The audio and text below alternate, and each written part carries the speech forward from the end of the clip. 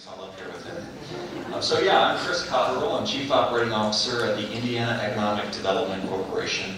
A bit like the chamber, the IEDC sits right at the intersection of the public and private sectors. It's a wonderful perch, it's a wonderful position to be in, where we get to coordinate with so many different partners, many of whom are in this room, all of whom are at this table, represented in some way in the way that we get things done. And one of the things we like to do with our partners when we coordinate with them is take credit for their great work. So when Kevin does something great at the State Chamber, we say, well, of course he did. Thank you, Kevin. But it's together that we are all, and with all of you, advancing the economic interests of the state of Indiana, and we're achieving great outcomes. So I want to briefly say, this is if you haven't had the moment before with the Lieutenant Governor or with Governor Holcomb, take a moment to pat yourselves on the back. Together we've achieved rankings of #1 for government efficiency, #1 for small business regulation, #1 in the nation for regulatory environment, #1 in the Midwest for the business environment, #2 cost of living. The rankings go on and on and on in terms of business climate and regulatory climate, really positive. Some other areas which you're talking about today where we can make some vast improvement, and with your help we will. But it's those rankings we're using to promote the state, and we're achieving some pretty great results as we all work together on that. Just this past year, we surpassed the all-time record for the Indiana Economic Development Corporation with more than 30,000 new job commitments. That's pretty exciting. Those are spread across the state, across multiple industries. Quite a few here in Indianapolis, where we have a lot of folks living, so these things distribute largely based on population. But virtually every one of our counties represented in those numbers. And you're seeing those commitments at 26.5% higher than the average wage, coming in at about $56,500 annually for the average wage of the projects that we work on, and $7 billion in capital investment promised across our state. So a very, very exciting time to be in economic development. Now, we're not achieving those results at the IEDC. We're just one of the key partners that helps enable and encourage that growth that's leading to those kind of rankings, those kind of numbers. 3.4% unemployment, which is lower than the 4.1% that we see nationally. And it's because of these legislators, these business owners, these great leaders of nonprofits, these great communicators and leaders in our media, and because of significant investment. And that was a long lead up to what I was asked to talk about, which was infrastructure. So as part of the IEDC's role in taking credit for other people's successes, I am here to say that because of the State Chamber's advocacy, because of OCRA's advocacy, because of NDOT's work, because of Governor Holcomb's leadership, of course, the state has a huge next level roads program where we are investing in a 20-year fully funded road program that's $1.2 billion in new dollars, altogether $5.1 billion being invested in our roads and bridges. Those are state roads. There's a bunch of money for local roads and to the tune of hundreds of millions of dollars. 10,000 lane miles of road improvements. I can't conceive of that. If your mind is that capable, it's just the expanse of that investment is amazing, and it's across the entire state. Those are investments being made now. There's any number of discussions around what other types of infrastructure improvements can we make across the state of Indiana, and we think at the IEDC, we think of flights as a connectivity point. It's a different way of thinking of infrastructure. And you see our first direct flight, international flight from our capital city over to Paris, and the governor and the mayor of Indianapolis, among others, will be joined on that flight near race day at 500. But new flights to South Bend and to Fort Wayne that are coming. At South Bend, we have now an American Airlines direct flight to Dallas and Fort Worth and Charlotte. So we're Dallas, Fort Worth, and Charlotte. So important connectivity there. The other aspect that always comes up when you talk about infrastructure and connectivity in rural economic development, I'm sitting next to the OCRA director, so I'm hoping you'll correct me if I go wrong here, but it's rural broadband, and a great degree of debate around what is the right place for government, what's the right balance for the private sector in those issues. notwithstanding the continuing nature of that debate, there's been quite a degree of success. The Governor Holcomb, and Superintendent of Public Instruction McCormick announced a new program to help bring high-speed internet access to all public schools across Indiana. That's obviously a step forward. There have been changes to state law that enable the electric co-op providers to extend fiber. And the providers themselves will tell you that there are any number of things they're doing to try to push investment towards the rural area and meet market demand. So those are some major ways that we're improving infrastructure and connectivity. I would also say, though, that when you think about infrastructure, at the IEDC we ask you to include the concept of quality of life.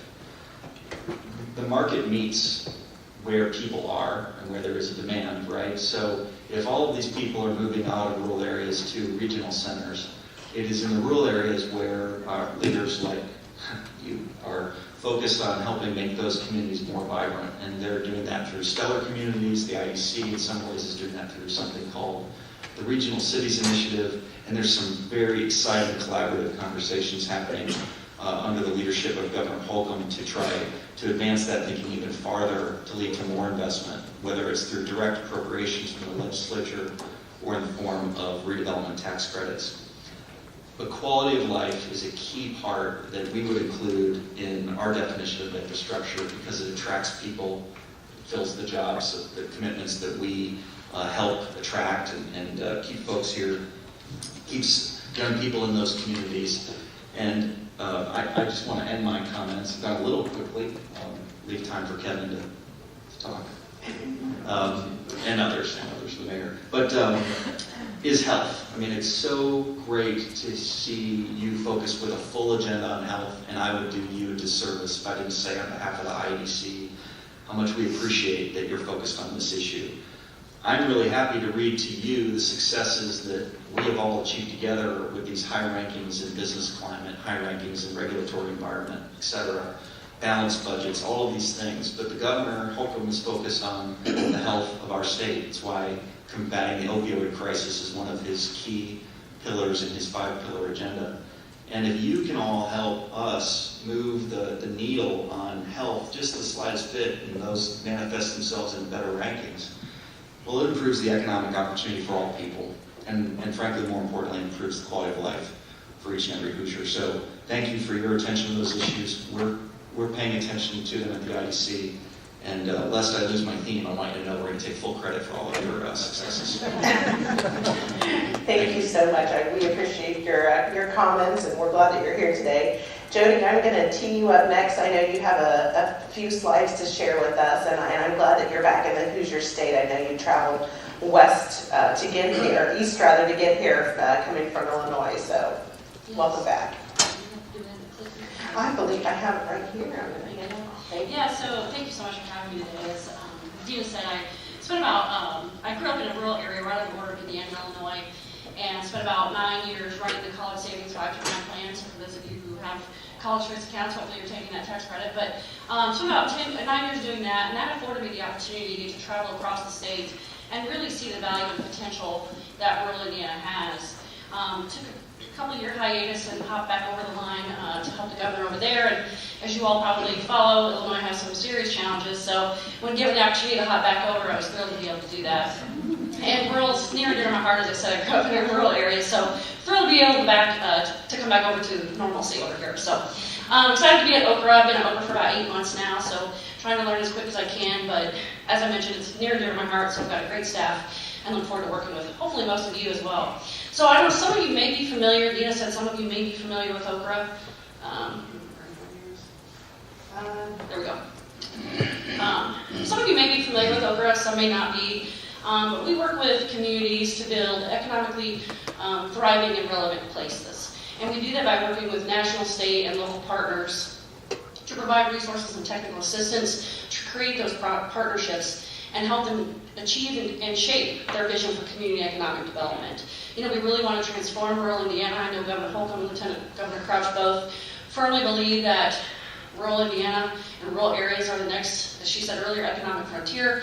And so when rural Indiana succeeds, the rest of the state succeeds. And I'm thrilled to be with OCRA to help make that happen.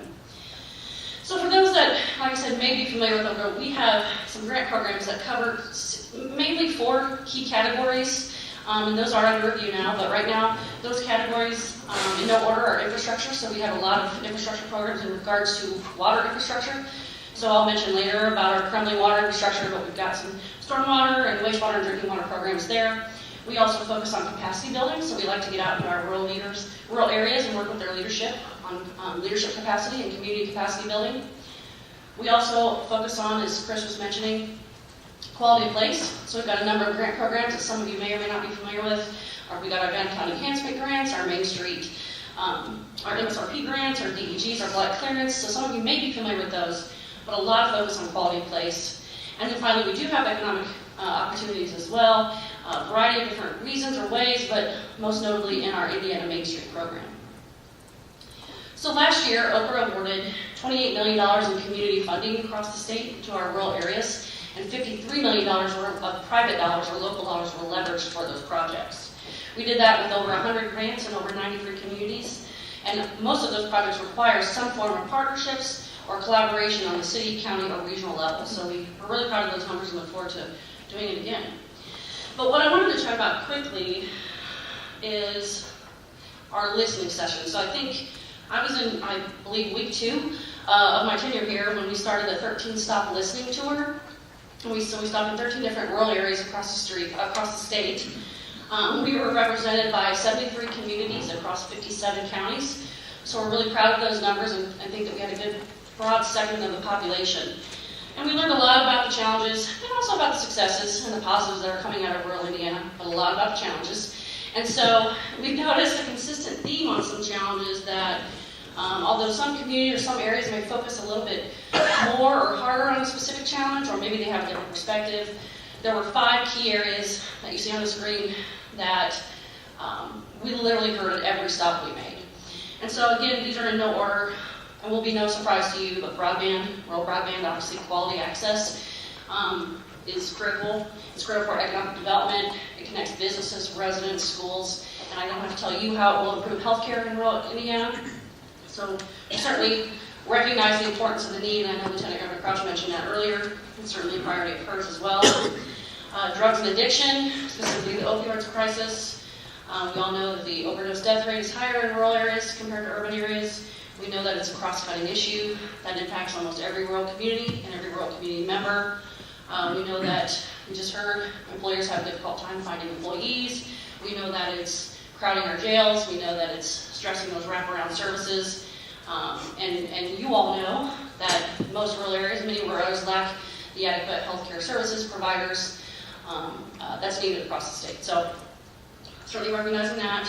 Third one was housing. And we're not just talking about one type of housing. We heard about all types: workforce, senior, rental, market rate, you name it. Having that diverse supply of housing is critical to attracting and retaining a workforce, attracting and retaining talent. So we recognize that. We also heard a lot about the Brinegar and how keeping folks not returning, students not returning to their home areas or to those rural areas upon graduation. And how OCRA can play a role in trying to fix that. And so that's why we do focus a lot of our programming on quality of place initiatives. So there may be job opportunities that are there. It's that quality of place that may be lacking. So we need to increase the amenities, increase just the overall placemaking opportunities there in rural Indiana to attract our students back. And then finally, as I mentioned earlier, our crumbling water infrastructure. I know you guys may be familiar with that. I've seen studies anywhere from 8 to 15 billion to replace or update our crumbling water infrastructure, so we understand that's a serious challenge across the state as well. So as you can see, these 5 do touch healthcare at some level, and so we recognize that, and many times it is the barrier is funding, and the cities and county governments just don't have the funding to address some of these healthcare needs. So that's where OCRA can sometimes help step in to fill those gaps and try to break down those barriers. And so I've got a couple of examples here. I know you all probably remember most of these well, but most notably the first one was Scott County. In 2015, we awarded a disaster recovery grant for infectious disease control. So the grant was able to provide an infectious disease specialist to go down to Scott County, locate there, and not only provide treatment, but also build capacity and training some other doctors and local professionals in that area to address that outbreak. And as you know, it was the largest rural outbreak of HIV and Hep C in Indiana history. Another opportunity that OCRA was able to assist with was with the town of Spencer in Owen County, and they used a CDBG grant to build a integrated rural health clinic. So that was a $400,000 grant that leveraged $625,000 of local nonprofit funds, and that built a 9,000 square foot facility that replaced a small 1970 ranch home, which was the previous clinic. So we're glad to help there. And then yeah. And then finally, in Brown County, we were able to use CDBG funds to build an EMS facility. That project leveraged some local match dollars as well. The original structure happened to be an old doctor's office that was built in 1942, and of course this is before I arrived, but my notes are here to say that it's falling apart was an understatement. So we're glad to help in those areas that we can, because obviously healthcare has a direct critical impact to economic development. And if you have healthcare, as we've all said, we've heard this a million times today, if healthcare is there, and that will certainly help attract people and attract business. And we understand that. So moving forward, we have taken the feedback that we gathered at the listening sessions. We shared that with some of our rural thought leaders. Some of you may wish to be in the room. We certainly appreciate that. And I've helped craft with my team draft up a strategic plan that we'll hopefully be revealing here soon.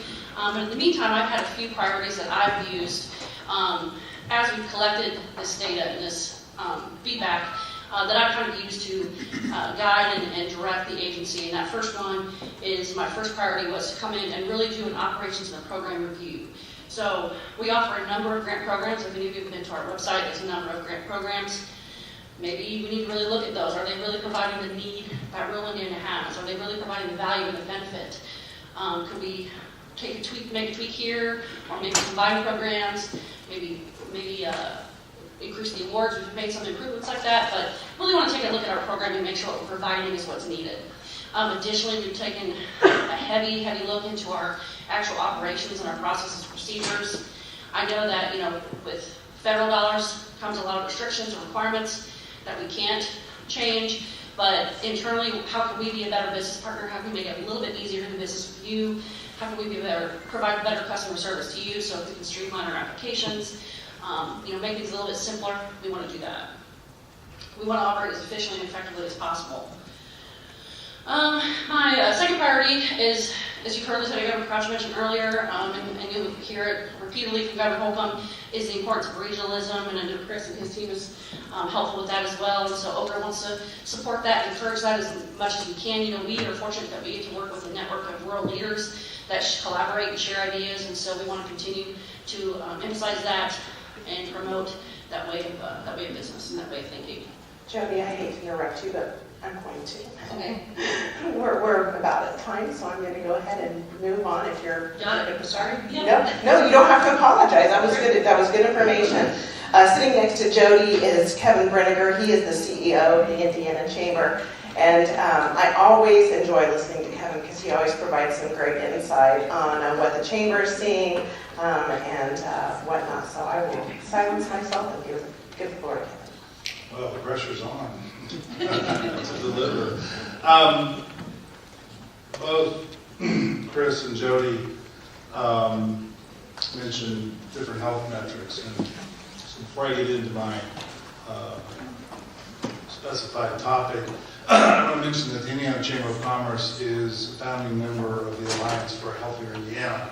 And while a lot of the discussion and focus is on opioids, you might be surprised to learn that more than 10 times more Hoosiers die from smoking-related illnesses than die of opioid overdoses.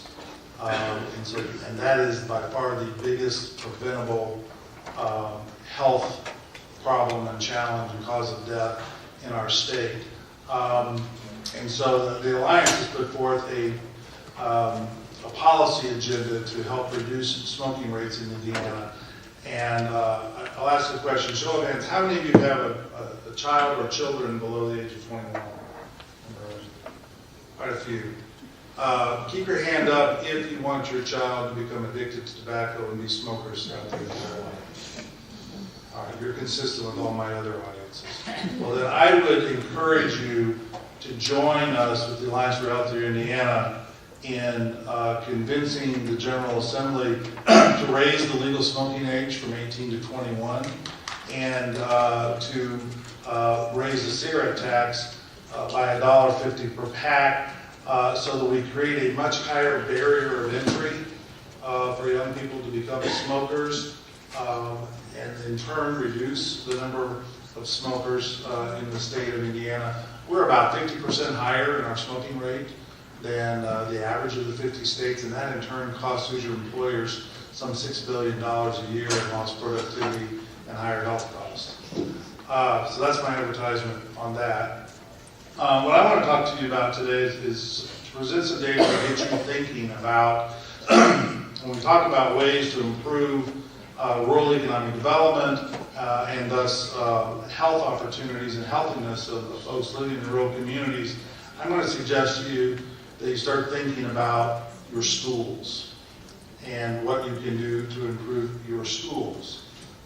Because all the data on your student performance, your school's performance, is available from the Department of Education website. Everything I'm about to show you was gleaned out of their website with no special request for information. And there are people and there are companies making decisions about whether to locate in your community, in large part based on the quality of your schools and admittedly other factors, each and every day. In many instances, they're deciding to pass you up for school districts that have better course offerings, better SAT scores, et cetera, et cetera. Various national research and two studies, one by Purdue, one by Ball State University, have explored the question of what is the optimal size of a school district for operational efficiency. And the study results show that the optimal size, and there's a large convergence at the number 5,000. It says on the high end you can still be operating near perfect efficiency at 10,000 or more. On the low end, down to about 2,000 students in all of K through 12. When I'm talking today, I'm talking about school districts. Below 2,000, you don't have enough students and enough dollars behind those students to spread your overhead across. And so you end up with many more dollars going into overhead and few dollars per pupil going into the classroom. Indiana has 289 school districts. Over half of them have fewer than 2,000 students in all of K through 12, and nearly 20% have less than 1,000 students. And 94% of Indiana's small school corporations are contiguous to another small school corporation. The population trends are causing enrollments in these small districts to go down, so we're not going to grow our way out of this problem. And think of this, while Indiana's overall population edged up slightly between 2010 and 2016, over half of Indiana's counties, many of them your counties, lost population. So the Indiana Chamber Foundation said, okay, if we know that in these districts, which represent over half the school districts in Indiana, are spending more money on operations, administration, and overhead, and not putting those dollars in the classroom, what kind of impact does that have on student achievement? And so we commissioned a study by Dr. Hicks at Ball State and his team to look at that. And they looked at SAT and ACT scores, ISTEP scores, availability of advanced placement courses, and AP pass rates, percentage of graduates with honors diplomas, scores on end-of-course assessments, and availability of courses in the STEM area, science, technology, engineering, and math. And the key overall finding is that there were statistically significant performance differences across school corporations that are directly attributable to corporation enrollments, i.e. the average student in a district with below 2,000 students performed statistically significantly lower than the average student in a district with 2,000 students or more. And in particular, in counties with the smallest school corporations, fewer than 1,000 students, the level of educational attainment was among the lowest in the state, even when adjusting for differences in socioeconomic. The percentage of students planning, high school students planning to enroll in college increased directly with the size of the school corporation, and high school graduates in larger districts were more likely to take AP exams and take the SAT or the ACT college entrance exams to meet college and meet college readiness benchmarks. The findings included that the average SAT composite score between the average student in a small district and a larger district was 40 points. That's enough to determine whether you get in or don't get into a school. And even if you get in, you're going to spend more money because you're not going to get as much scholarship money. Pass rates on AP exams were 15% higher in the larger students, the average students in the larger districts. Pass rates on algebra and biology, 4% higher. Pass rates on 8th grade ISTEP exams were 4% higher. Again, even when adjusting for socioeconomic differences. AP exam pass rates in the smallest school districts were 22.6%, and in districts with more than 2,000 students, they were more than double, over 50% pass rates. The percentage of students passing their 4th and 8th grade ISTEP exam were lowest in the very small school corporations. With respect to course offerings, for many STEM majors, they require calculus as a prerequisite for upper level courses. The likelihood of offering a calculus course is directly related to the size of the school corporation. And Physics 1 is only offered in barely 50% of the smallest school corporations, while nearly 100% in the larger school corporations. It's hard to get kids interested in going into STEM careers if they don't have those classes available in their local school district. One example of a district that recognized these challenges and did something about it, it was in Park County. Recently, there was a merger of Rockville and Turkey Run school districts, and they did it for the benefit of the children, and they've combined that. They now have more course offerings, but even there, the combined school district still only has 1,200 students in all of K through 12. So they're trying to get the third district in that community to merge with them. The conclusions of the study: attending small school corporation acts as a significant drag on the economic and career opportunities of the students and the broader community. This has implications for health metrics because lower educated, lower income folks have much higher smoking rates and have other health problems. I can tell you the tobacco companies have given up on the more highly educated individuals because by and large they don't smoke, but they prey and they concentrate their stores and their outlets on the undereducated and the lower income folks. Our possible solutions recommended in the study include using technology, video conferencing across districts to provide more of the higher reaching courses, SAT prep courses and things of that nature, sharing teacher staff between school districts to get more specialized instruction into these classrooms, merging administrative or central office functions, as has been looked at in Wabash County. They have 3 school districts. I think they're moving in the direction of just having 1 superintendent for all 3. And then, of course, the more difficult and more emotional, gut-wrenching challenge of merging school districts. I would ask you not to shoot me. I'm just a messenger, but the data are what the data are. And we're not going to grow our way out of this problem because the population trends are working against you. And as I've said to other audiences, when adults move from one part of the state to another, they tend to take their kids with them. With a few exceptions, I suppose. But, here's some information, some data for you to think about. And if you want to see the full study, let me go back to the last page. You can find that at indianachamber.com/education. Happy to participate in the discussion later, and thanks for the opportunity to share these numbers with you. Thank you, Kevin. We certainly appreciate it. Next, Kevin, is Mayor Stephen Wood from Rensselaer. Mayor Wood is a veteran. He served in the Army Reserves. Thank you for your service, sir. And he has been with the mayor of Rensselaer, rather. I believe this is his second term as mayor, fourth term as mayor, but he had a little bit of a break and served on Governor O'Bannon's council. So we'll hand it over to you, sir.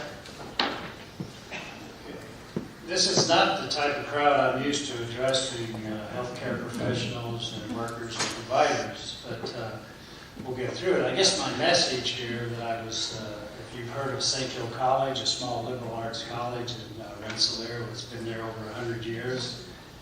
We had the unfortunate situation that they closed up in May of 2017. And there was a lot of various things that come out of that. I don't know just exactly why they closed up.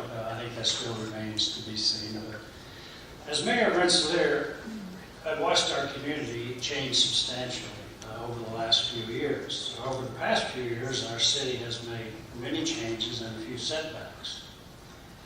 We have had several new restaurants on our main street open. We have a new brewery, several new stores which have brought consumers to the downtown Rensselaer area for dining and shopping purposes, which of course is good for the city of Rensselaer because it encourages our local citizens to spend their money in Rensselaer and have not to travel outside Rensselaer to get a good meal or do their shopping. The city is also very fortunate to have Jasper County Hospital, which was taken over by Franciscan Alliance in 2015, and I don't mean that to be derogatory. I think they've done a good job. They took over a county hospital that they were in trouble. They've been in trouble for a few years, and we're glad to have Franciscan Alliance here. Matter of fact, Carlos Vasquez is here. He's the president of Rensselaer Franciscan, and his assistant, Debbie Riley. And it's good that the impact of a hospital closing, I mean, there's been a few in a few communities. Right now, they're our largest employer in the city. We have several other institutions going on, but right now they are our largest employer. We had fortunate they took over the hospital, which allows the county seat to remain fully staffed hospital to benefit the citizens of Rensselaer and Jasper County. The presence of the Franciscan Alliance not only provides medical care to our citizens, but it also provides a significant source of employment for our city, which only helps our tax base, as well as provides a good resource for the citizens of Rensselaer.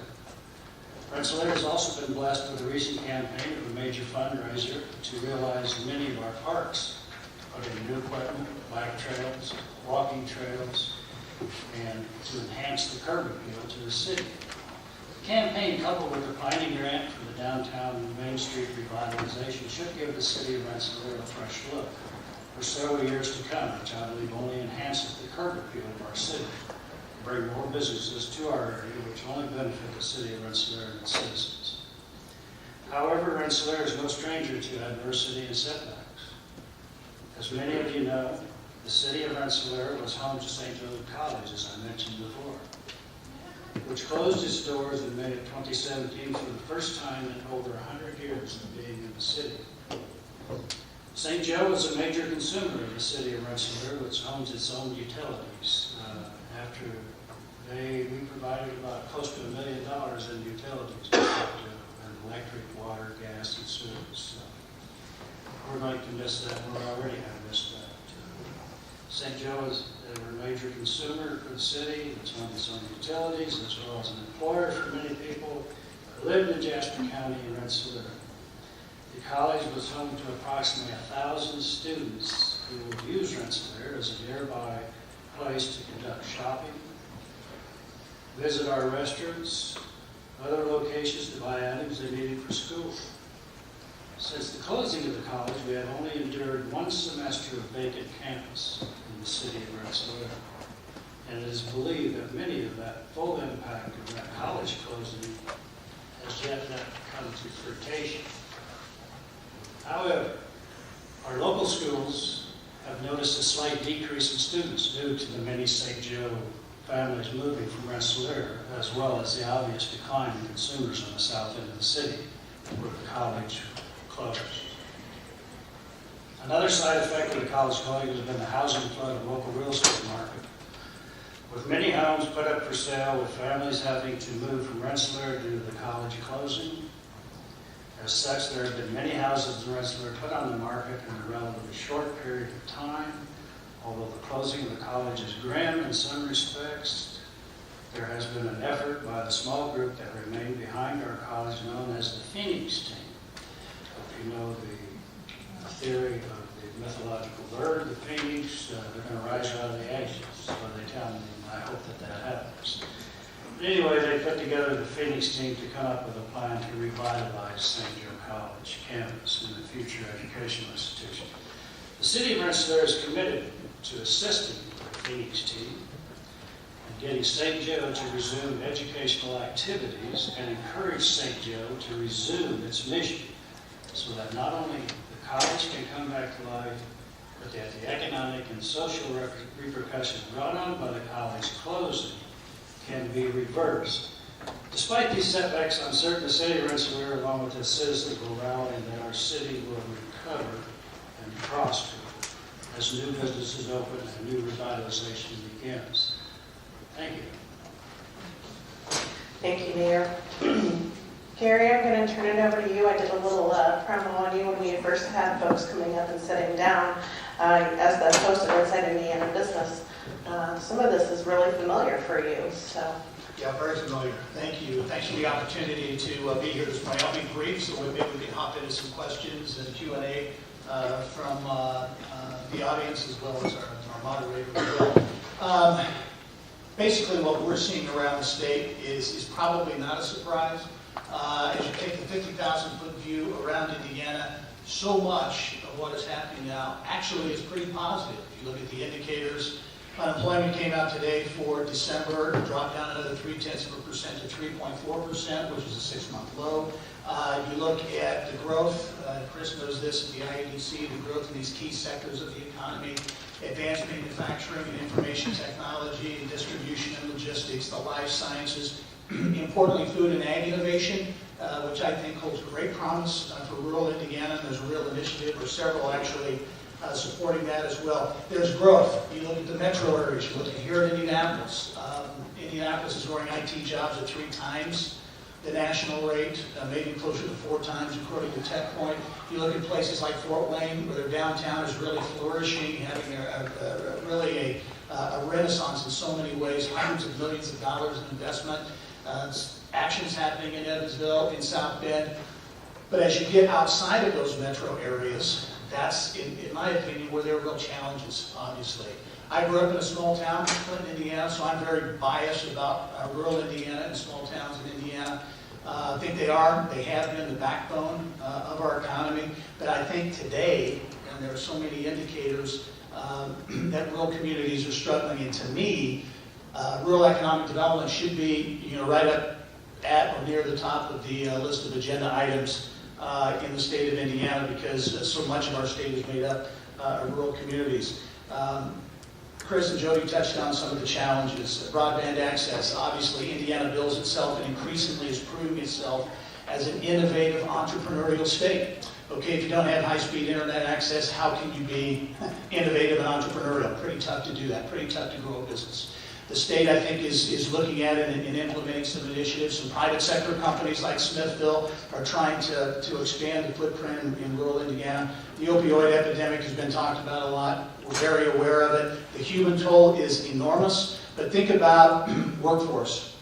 It's already a very tight workforce situation out there. So many companies across all sectors can't find enough workers. Then you layer in this drug epidemic situation, and it's really a problem. When you start to see, or continue to see, we've received several pictures out in front of businesses that say, now hiring, no drug tests. That kind of thing is a real, obviously, a concern. Infrastructure, as was mentioned.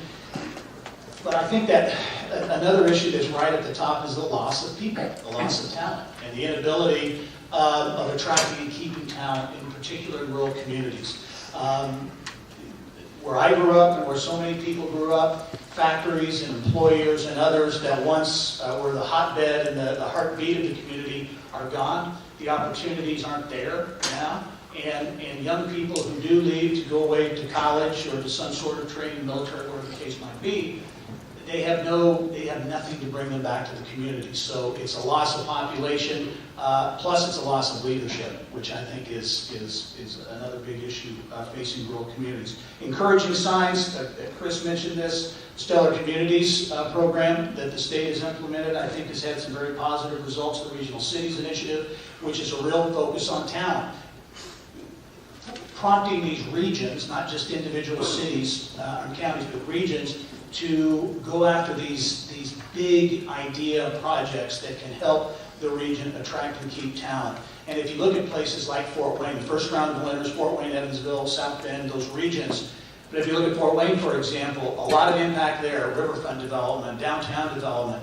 But I think 10 of 11 counties in northeast Indiana are impacted in some way or feeling projects in some way from the regional cities. So I think that's important. Stellar communities, you look at communities like Greencastle and Huntingburg in southern Indiana, Delphi, all doing projects aimed at making that quality of life, that quality of place a better thing. And again, I think it underscores the role of leadership in communities.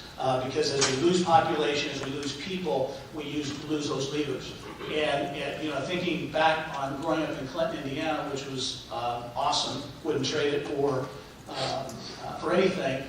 What made it special? It was the moms and dads and Little League and the leadership in those communities. And I think that, as much as anything else, is one of the real challenges. So with that, I'll leave it.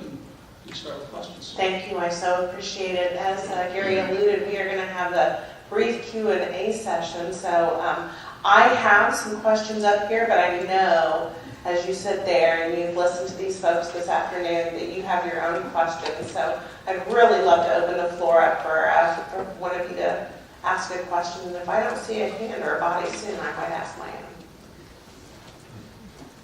Yes, ma'am. There's a light, there was a lifeline. That's okay, I think everybody can probably hear me. To Kevin Brinegar, thank you. I'm interested. Yep. Thank you. I'm interested in your comments about combining the school corporations, which I totally back and support the Purdue study. That it was Purdue and Ball State that did the study that you referenced. Yeah, Purdue in 2009, Ball State in 2014. Okay. As a mom, all I can think of is putting my kid on a school bus for a 1-hour bus ride. There's obviously have to be some limits on that, but right now, the research shows that if your child is in a district with less than 2,000 students in all of K through 12, they're at an academic and economic disadvantage from the first day of kindergarten. And the only way to fix that, well, I shouldn't say the only way. We have to look at different ways to fix that. One of it may be bringing technology in where someone teaches that physics course and it goes over the internet and to 6 kids in 8 different classrooms in different school districts. We have to look at sharing specialty teachers across districts, which is hard to do now because of collective bargaining agreements and different benefit packages and different school schedules. Because you've got some districts have traditional schedules, some are on a balanced calendar, some are on a year-round calendar. And then we've got to, at a minimum, consolidate the administration and overhead. The city of Chicago, I think they have like 300,000 students or some number like that, and they have a 5-member school board appointed by the mayor. And in Indianapolis, and just here in Marion County, we have upwards of 50 to 100 school board members among 11 different school districts.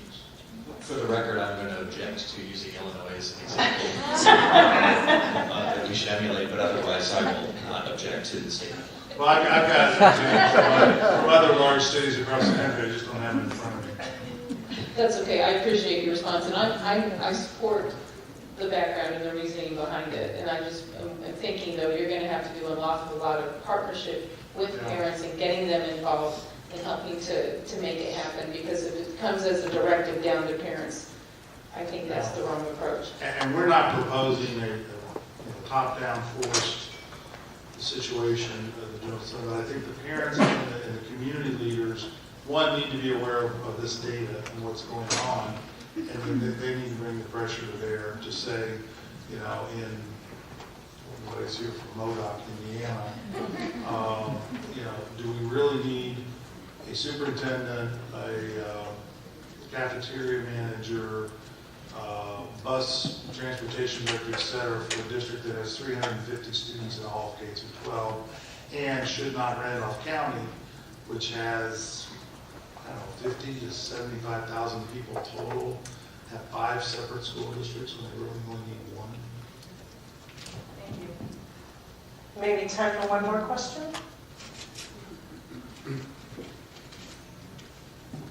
Really? I get to do it? Okay, very good. Nick? Gerry, you talked about the tech resources that we have in our state, and there's a lot of talk about Indianapolis being a finalist for Amazon. What would that mean to rural Indiana if Amazon decided to come to Indianapolis? Good question.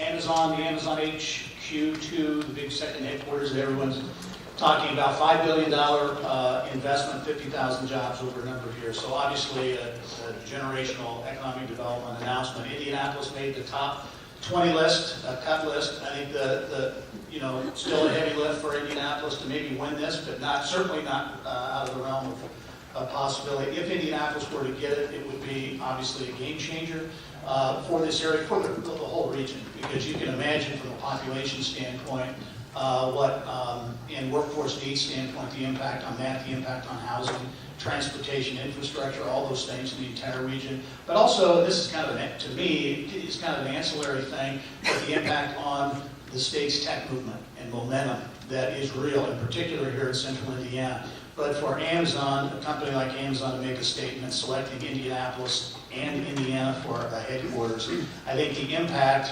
on future projects that aren't necessarily directly related, but tech-related projects, companies wanting to be in proximity to a development like that, a headquarters operation like that, I think would be substantial too. So will be interesting to watch for sure.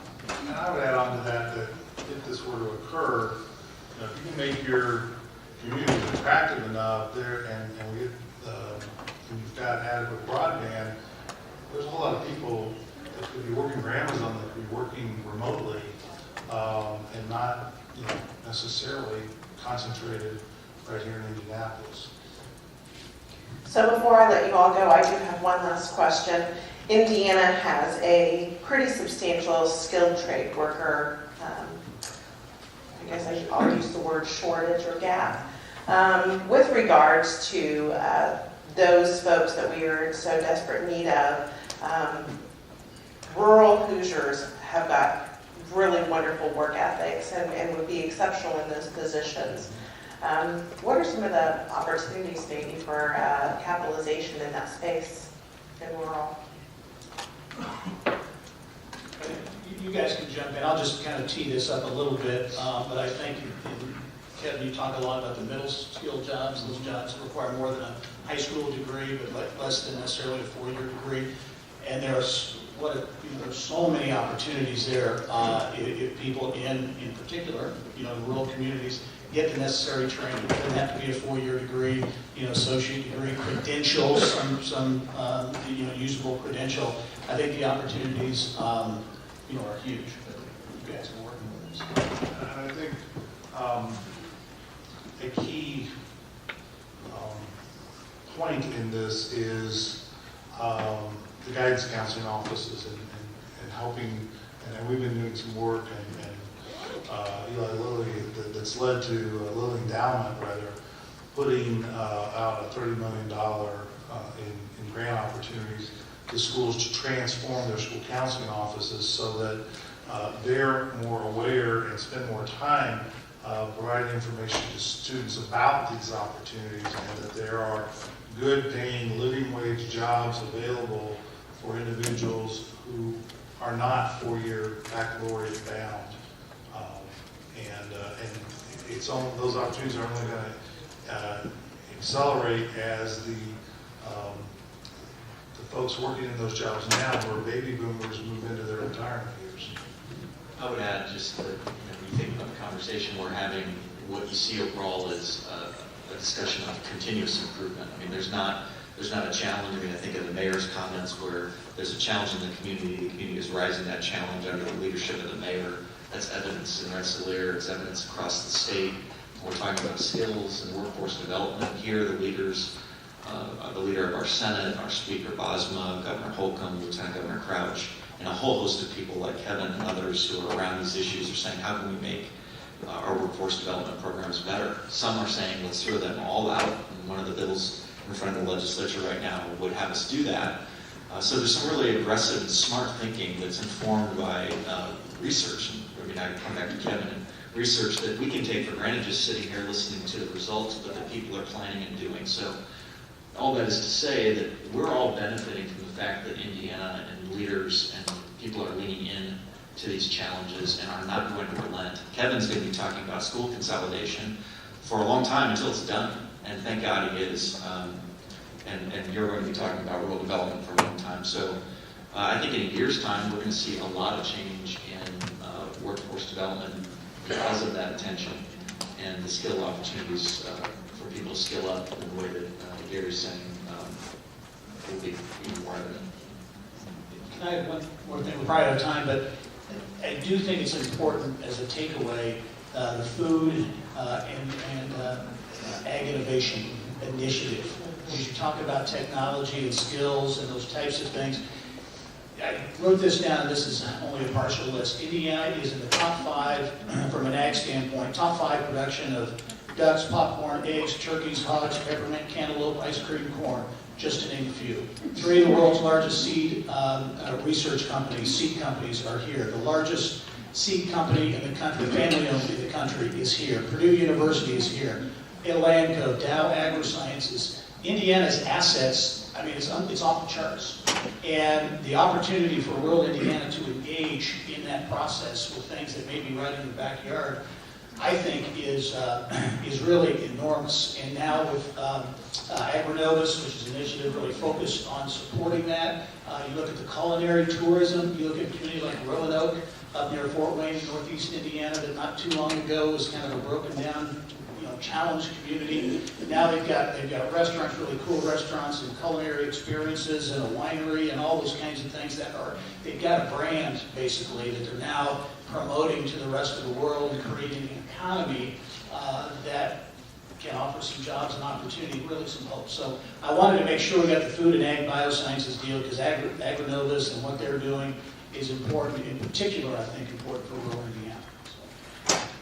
Help me by thanking this panel.